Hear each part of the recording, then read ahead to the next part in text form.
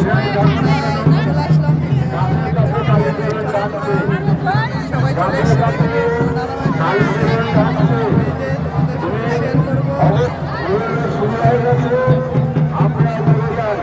এখানে শেয়ার করবো।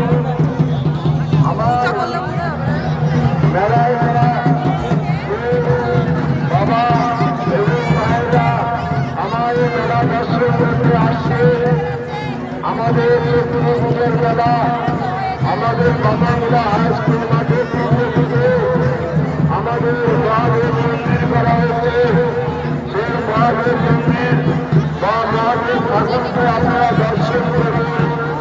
যে মহাদেব ঠাকুরের